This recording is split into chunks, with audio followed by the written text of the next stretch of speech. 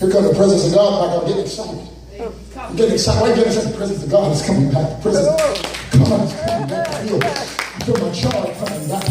That place I used to pray at is coming back. That place I used to pray is coming back. I'm getting excited about the word again. It's coming back. If I don't get a job and don't get a husband, I got a revelation I never had before. Can somebody get excited about the glory of God coming back? Can somebody dance because the presence of God is coming back to your life? Because somebody. And while the presence of God was coming back, they took the ark and placed it on an ox cart.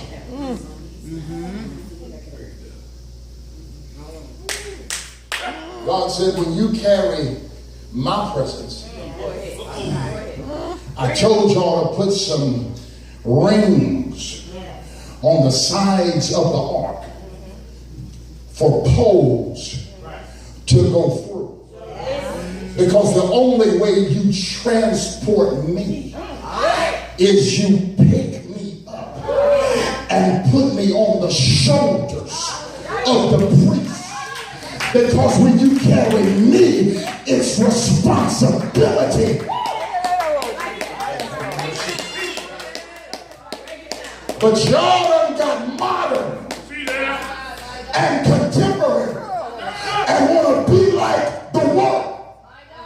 Pagan nations.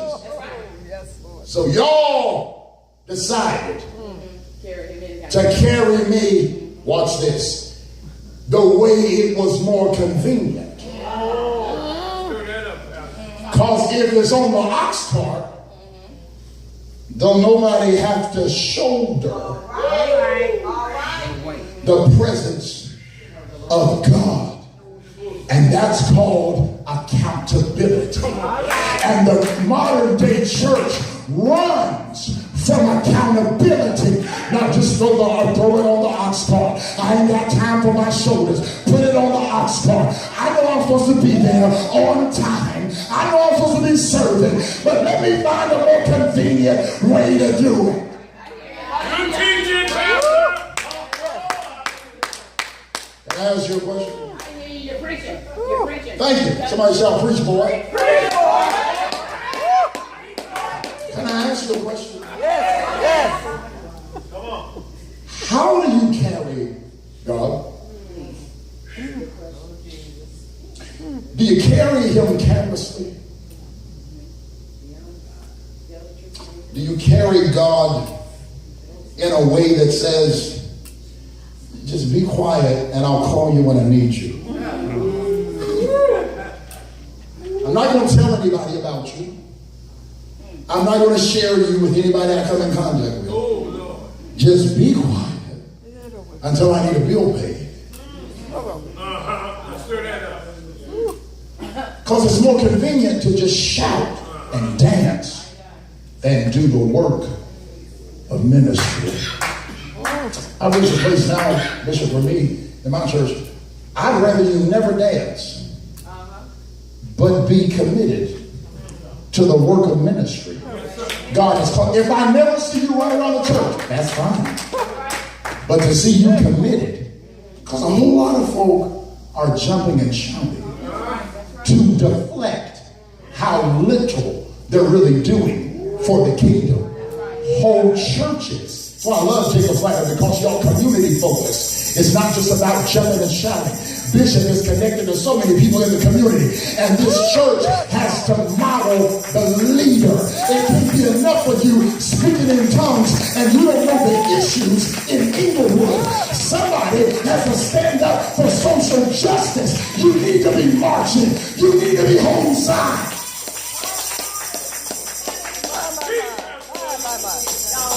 Because it is your responsibility to carry Jesus where he's needed the most. And that's not in church.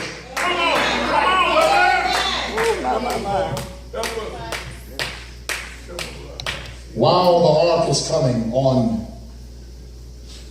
What has not been approved by God is transportation. It looks like the ark is going to fall. Because carnal methods cannot handle the weight of divinity. Oh, I wish I could preach. That's why some churches closed. It wasn't scandal. It wasn't the preacher. It was that it was a carnal system that was built around personality instead of Jesus. And God said, I won't let you be successful because you can't handle my weight.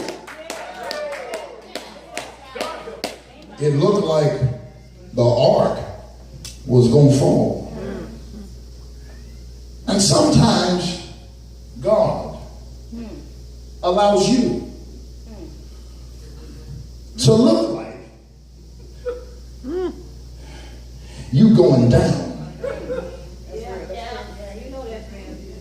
to separate you from fake people around you. Because nobody wants to be associated with a failure. Yes, sir. That's why Jesus had nobody at the cross. He had 4,000 when he's feeding everybody. He had 5,000 when he's preaching to everybody. But at his worst, he had one. Because sometimes God will allow public persecution that you can privately discern who's qualified to walk with me in my next season. Because if you look like you about to go down, people quickly.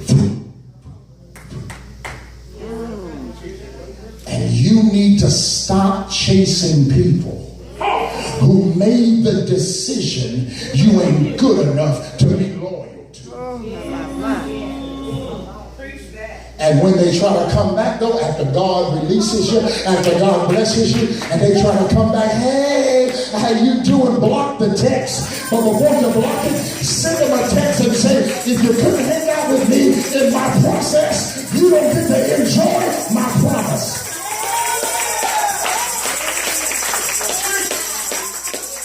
He'll let you look like you're going down. But you got to be careful. Because sometimes when it looks like you're going down, help and assistance shows up. That's not God ordained. But because you've been alone so long, and because you've been having to carry it by yourself so long, you allow hands to touch you. I wish I could talk in here. That have not been ordained by God. Uzzah had good intention, but you ain't been ordained to touch God. Uzzah didn't have bad motives. But you ain't authorized to touch me. Because I'm the ark. And no matter how low I go, I'm never that desperate that I'll just let anybody help me, that I'll just let anybody touch me. If I gotta go down, I'll go down. If I gotta look like a fool, I'll look like a fool. But I will not allow the wrong hand to touch me. Because I've learned my lesson. Because there were other seasons I let the wrong hands. I got connected to the wrong man and the wrong woman. I allowed them to touch. I'm not talking physically. I allowed them to put their hands in my life. And now I'm sitting here dealing with the after effects of your bad credit. Now I'm dealing with soul ties. Because you put your hand on the ark. And Uzzah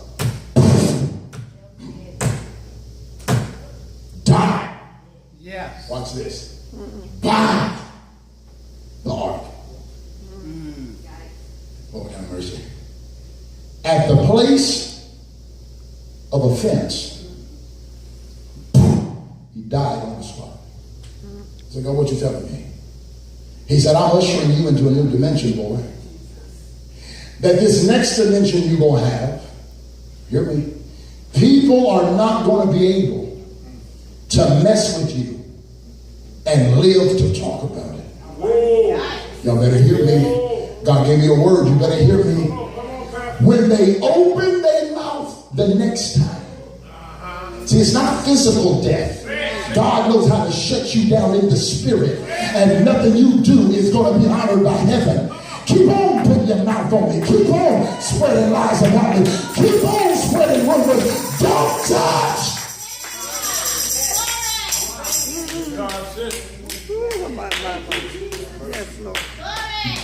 Don't touch not my anointed. And this is the word the Lord said. To give you, Bishop, this church and everything. You had to be here tonight. And some of y'all was trying to figure out, why am I even going? I'm tired. I can be doing something else. But some wouldn't let you stay home. Some said you got to get there. And it wasn't even about all my sermon. It's about what's getting ready to happen right now. Because God said what you don't know is conversations are being had about you. Plots are being devised against you. Strategies are being made against you. But God said tonight for me to prophetically declare that whoever puts their hands, mouth, tongue on you, the judgment of us is coming on their life. Some of the sickness you going to help others deal with is because of what they said about you. Go tell that. I ain't scared of none of y'all. That's why I ain't in no denomination. That way I can say whatever I want to say and can't nobody get me.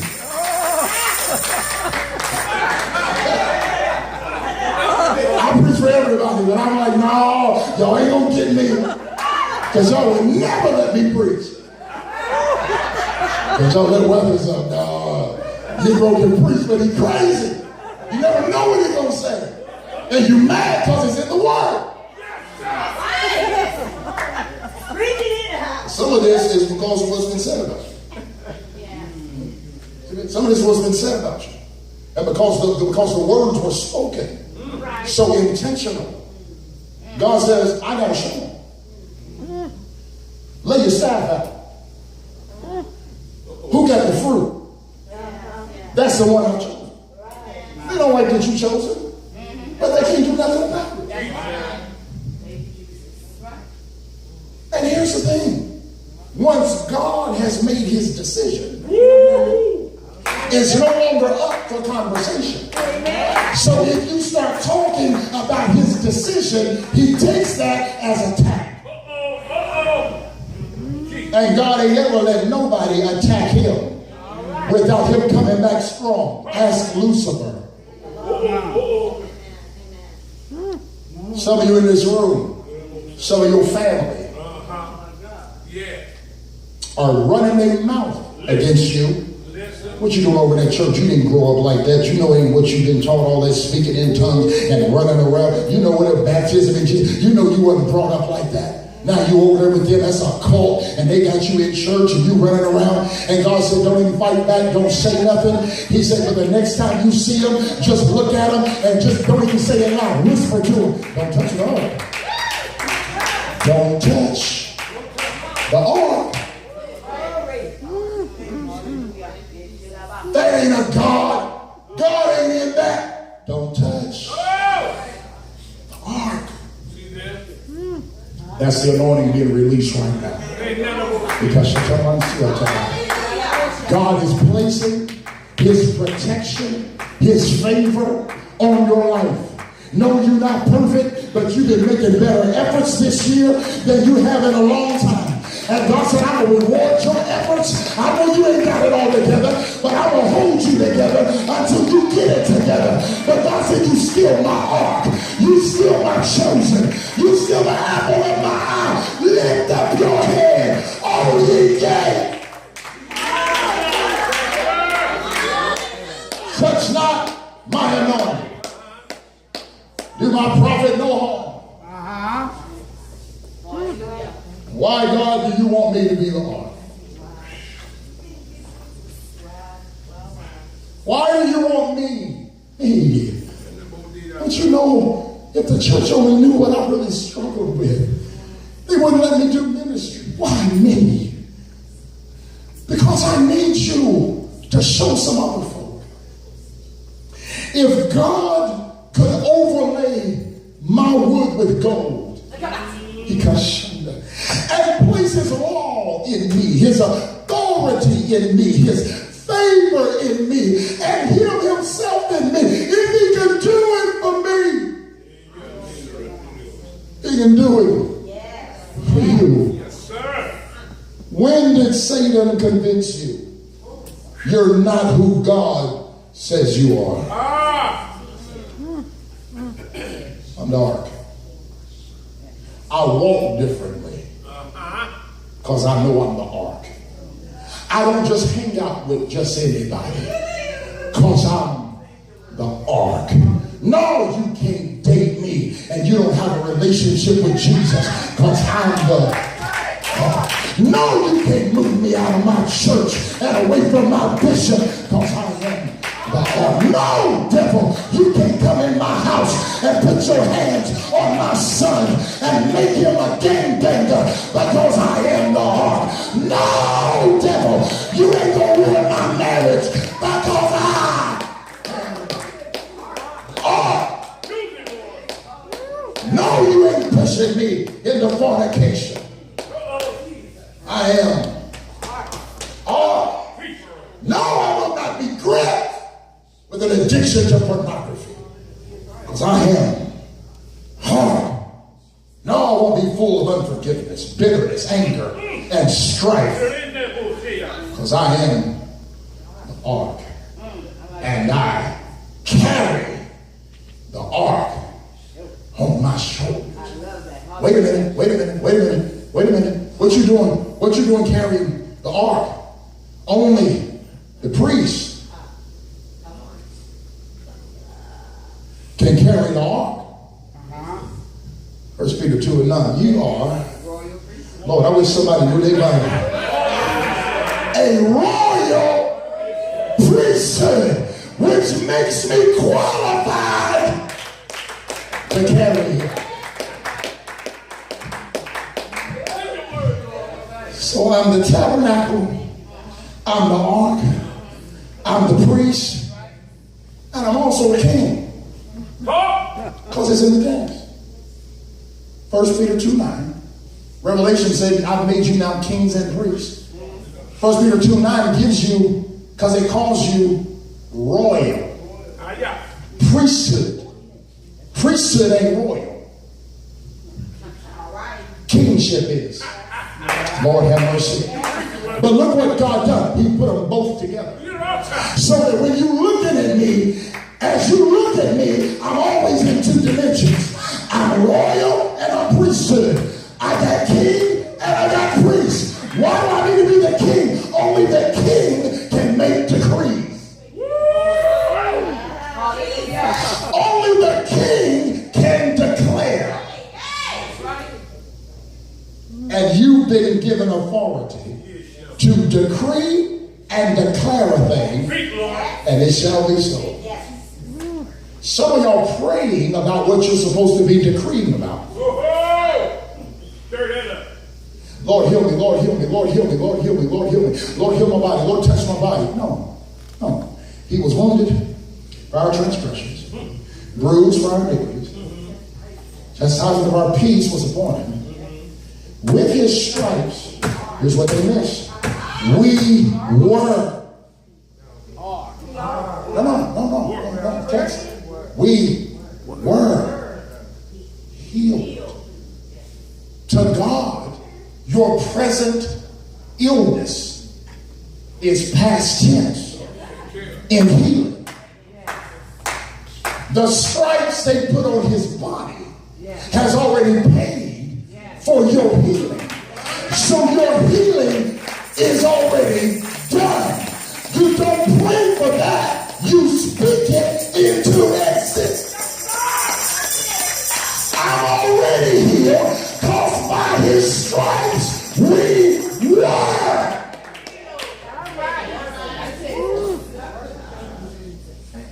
I don't pray for money. My God shall supply all my need. It already exists.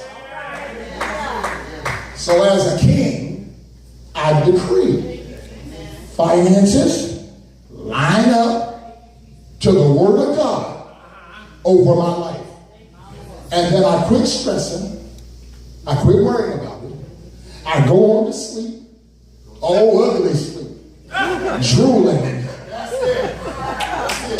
And wake up the next morning looking, expecting something change. But if it don't happen today, oh well, back to sleep. Next day.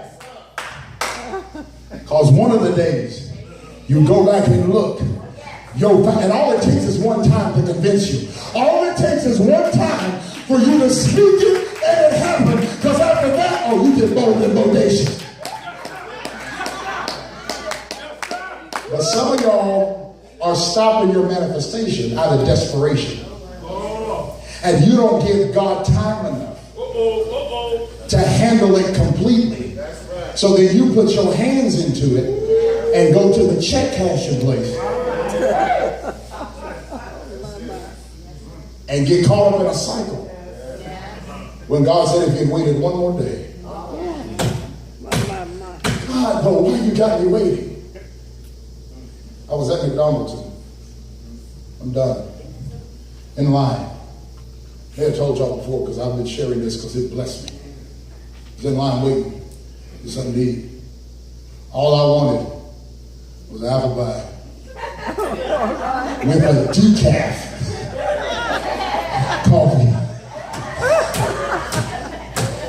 It's like folk ordering 6 Big Macs and a Diet Coke.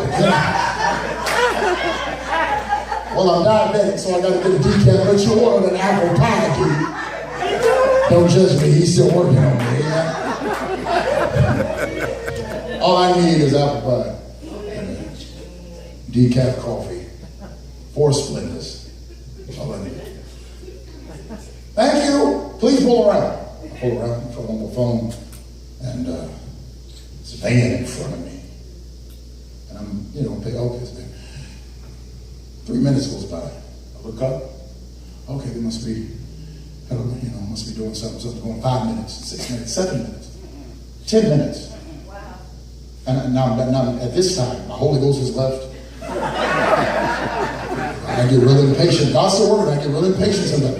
Shouldn't take no 10 minutes. I don't care what you order. What you order, the whole store. Now I'm back here fussing in my car like I'm talking to them like they can hear me. And then Bishop, about 11 minutes, 30 seconds, because I was keeping time. Because y'all know how to do when you get mad, you don't forget no detail. You had on a blue dress with some sandals that had red piping around it, and you had on a yellow blouse that didn't match, and your weave was crooked. You remember. No, you do.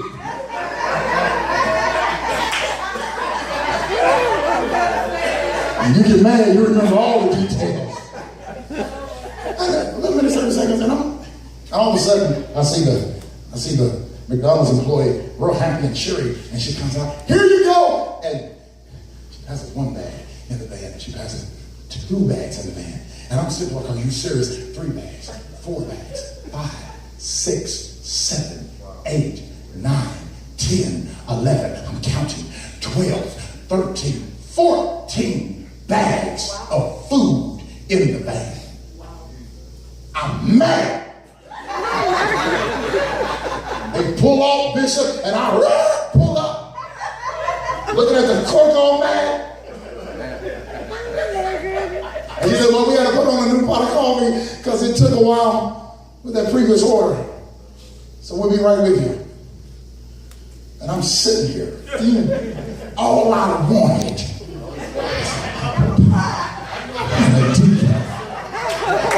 And now I gotta wait because of who was in front of me. And the Lord said, boy, if I can talk to you and get past your little temper tantrum, I'm going to show you something to share with my people. He said the wait was so long because the order was so big. Yeah. Yeah. Y'all don't know when this is. So my question is, how long have you been?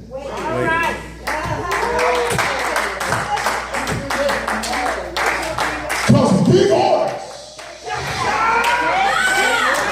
take longer. I feel my Holy Ghost right now. Take longer to feel. I dare you to jump to your feet right now. Because the longer you've been waiting, the bigger the order. And I need you to go find 7 people and tell them your order is up.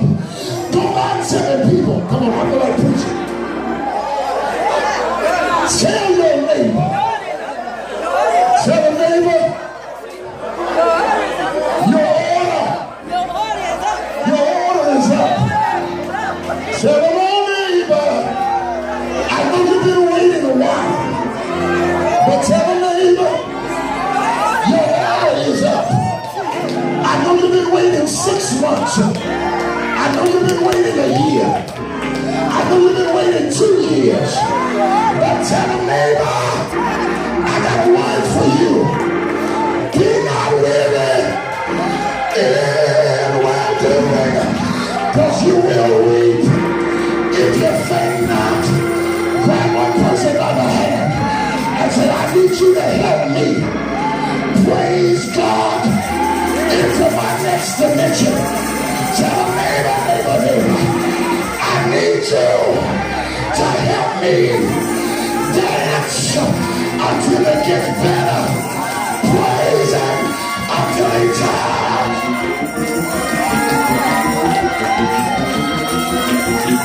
Lord have mercy. You better praise Him, because God just put protection around you. Don't touch the ark. Don't touch.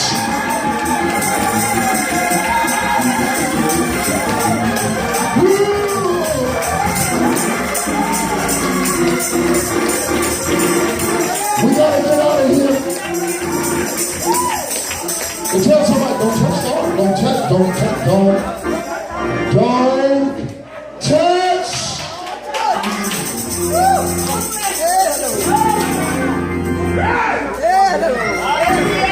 But I know your past. Don't touch. I heard some stuff about you. Don't touch. I know you got struggles and issues in your flesh. Don't touch. Because everything you know, God knew first. And still anointed. Lift your hands. Lift your hands.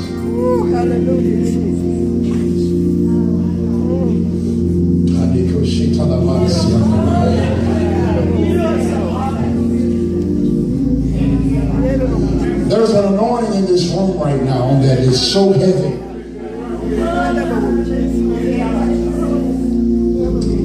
God said, Larry, the way they put Teflon coating on dishes and on trucks, He said, that's what I'm doing in the spirit right now. The Lord said, I'm placing coating. That stuff that used to get through to them is now going to roll off.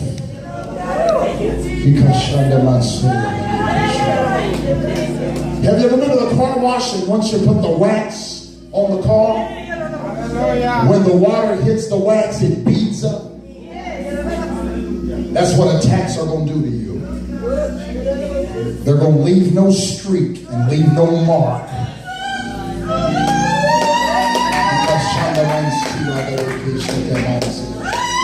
The Lord is covering you right now.